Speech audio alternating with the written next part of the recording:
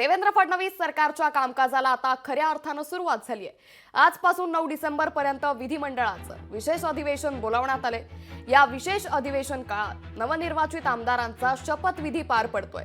हंगामी अध्यक्ष कालिदास कोळंबकर हे सर्व नवनिर्वाचित आमदारांना शपथ देत आहेत। आज आणि उद्या या आमदारांचा शपथविधी पूर्ण होणार आहे। 9 डिसेंबरला नव्या विधानसभा अध्यक्षांची निवड होणार आहे, तर राज्यपालांच्या दोन्ही सभागृहातील अभिभाषणानं अधिवेशनाची सांगता केली जाणार आहे। त्यामुळे आजपासून खऱ्या अर्थानं फडणवीस सरकारच्या कामकाजाला आता सुरुवात झाली आहे। तर आजपासून 9 डिसेंबर पर्यंत विधिमंडळाचं हे विशेष अधिवेशन बोलावण्यात आलंय।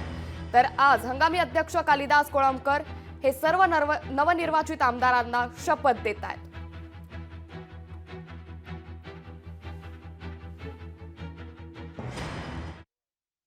वर्षा गायकवाड सुद्धा आपल्या सोबत आहेत आणि त्या देखील आपल्या बहीण ज्योती गायकवाड यांच्या सोबत आलेल्या आहेत। आपण त्यांच्याशी देखील बातचीत करूया। ताई, आज तुम्ही ज्योती गायकवाड यांच्या सोबत विधान भवनात आलेल्या आहेत। भावनाच आनंदाची आहे, पण तिला या अनुभवातून शिकावं लागेल। आणि मला असं वाटतं की हे जे सभागृह ज्याच्यामध्ये मी 20 वर्ष काढली, हे ताकदीचं सभागृह आहे। याच्यामध्ये जे विविध आयुध आहेत त्याचा वापर करून तिने जनमानसाचे प्रश्न, महिलांचे प्रश्न, धारावीचे प्रश्न, महाराष्ट्रातले प्रश्न तिने या ठिकाणी विचारावेत। लोकांचा आवाज म्हणून तरी या ठिकाणी लढावं। संख्या किती हे महत्वाचं नाही, तुम्ही किती तऱ्हेने मांडता विचार आणि किती तऱ्हेने जोरदार भांडता हे महत्वाचं आहे। आणि त्या ठिकाणी ते काम करेल अशी मला अपेक्षा आहे। तिला मी खूप शुभेच्छा देते। आम्ही सुद्धा शपथविधी घेतले होते। आता नेहा माझ्या बाजूला आहे, तू पण आहेस, तुलाही माहिती आहे आणि मलाही माहिती आहे की शपथविधी कसे व्हायचे। पूर्वी राज्यपाल ठरवायचे की शपथविधी कुठे होणार, किती वाजता होणार। आजकाल पक्षाचे प्रमुख सांगायला लागले की तुम्ही आझाद मैदानामध्ये या, 5 वाजता शपथविधी होणार। उपमुख्यमंत्री सांगायला लागले की 30 तारखेला, 31 तारखेला किंवा 1 ला शपथविधी होऊ शकतं। काय चाललंय? आपण कुठे देशाचं संविधान आहे? इव्हेंट केला तुम्ही? बरं, ती पूर्वसंध्या होती आमच्यासाठी। 6 डिसेंबर हा दुःखाचा दिवस आहे, महापरिनिर्वाणाचा दिवस आहे। तुम्ही त्या दिवशी आदल्या दिवशी तो कार्यक्रम केला।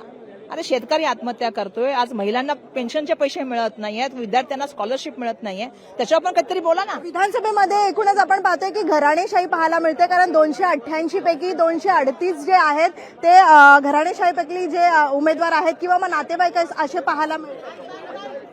नाही, मला वाटतं जनतेने ज्यांना आशीर्वाद दिला त्यांनी जनतेचं ऋणी राहावं, ऋणी राहून त्यांनी येणाऱ्या काळामध्ये काम करावं। आपल्या बहिणीसोबत ज्योती गायकवाड यांच्यासोबत पहिल्यांदाच आज विधान भवनामध्ये त्यांनी प्रवेश केलेला आहे। नक्कीच त्यांना शुभेच्छा देखील त्यांनी दिलेल्या आहेत। निकेश मोरेसह मीनाक्षी म्हात्रे, लोकशाही मराठी, मुंबई। मंत्री कुणाला करावं, बाकी सगळे अधिकार हे माननीय मुख्यमंत्री आणि दोन्हीही माननीय उपमुख्यमंत्र्यांचे आहेत। शिवसेनेचं म्हणाल तर शिवसेनेच्या सर्व आमदारांनी आमचे सगळ्यांच्या बाबतीतला निर्णय घेण्याचे अधिकार पहिल्याच बैठकीमध्ये एक ठराव करून पक्षाचे माननीय मुख्य नेते, आदरणीय उपमुख्यमंत्री माननीय एकनाथजी शिंदे साहेबांना दिलेले आहेत। माननीय शिंदे साहेब जो निर्णय घेतील तो आम्हा सर्व शिवसेनेच्या आमदारांसाठी मान्य असेल। लोकशाही मराठी ऐका, पहा, जागरूक रहा।